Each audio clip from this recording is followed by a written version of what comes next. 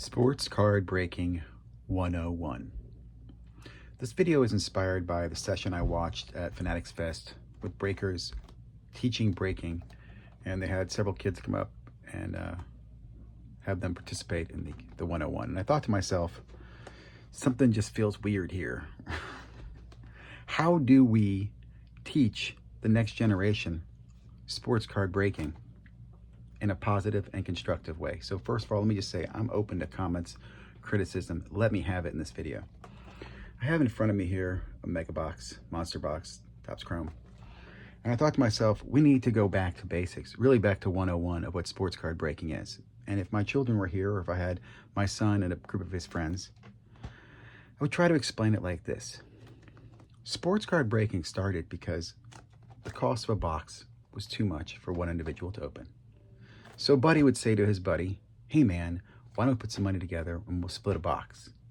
In fact, one of my favorite stories is watching some guys at the National chip in, I think it was 3 or 4 of them, and they bought a box of Exquisite. And when they opened the box of Exquisite, they got this amazing multi-team autograph booklet that was just epic. I bring that to your attention because that is Breaking 101. So what I would say to my son or his friends is, let's take this box right here. First part of the box is understanding the pricing. What did it cost to get the product? And if you're breaking this with your friends, you should be honest and transparent about it.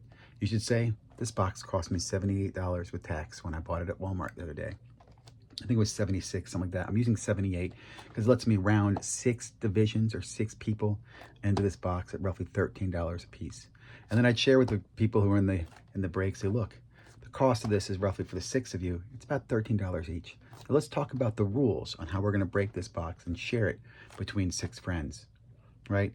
Do you wanna pick your favorite team? Do you wanna pick your favorite division? Do you wanna have a lotto or draft to figure out who goes first? Because obviously there are some advantages in when we're breaking up this box. The Reds, the Yankees, the Orioles, the Dodgers, all are pretty expensive teams in a regular market break. Do kids understand that? Don't think they don't. Talk to them about it.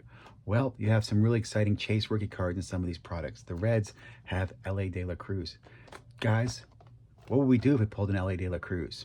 One guy might say, hey man, that's my favorite team. If I got an LA, I would love to keep it in my PC. And the other 6 guys, well, hey, that's fine with me. Maybe you negotiate or you talk before the break amongst friends on what's the most fair and fair way to break the box apart.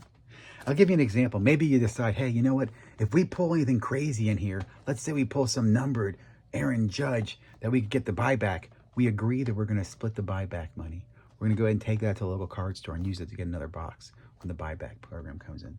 But my point is, box breaking started as a bunch of friends getting together to share the cost of the box so they could decide what was fair between them when they broke the box, shared the box, ripped the cards. And I encourage that today. If you're a young collector or even an older collector and you want to share with some other friends in a box break, do that. Get a box. Get some friends together. You can go online yourself. You can open the box and share with all your friends and ship the cards to them. And you can share the costs of all that. And maybe one of you guys hits a big card. You guys can send it off to get graded and sell it. And you can share the benefits of that. So remember, that is the essence of what sports card box breaking was and still can be today. Now, I'm going to be brutally honest to you. Today, we live in a market that's all about the FOMO and chasing the bounty. And that has created a gambling-like environment. So I'm going to leave you with this analogy. Just like this box of cards can be fun for a bunch of kids experiencing the hobby and sharing and breaking it, it's very similar to a deck of cards.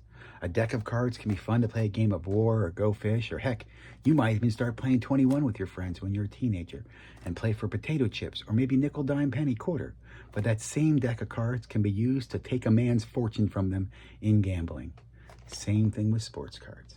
And I think that's the last thing I want to leave you with is we need to remember that there's responsibility in sports cards. Let's not blindly say the future is kids and get kids sports cards. Let's remember that sports cards are like many other vices. First of all, they're a luxury item. And second of all, with the great power that can be in a box, the value, the chase, the collectability comes great responsibility. So I challenge you, those people watching this, tell me where I'm right and where I'm wrong. Where do we make breaking better?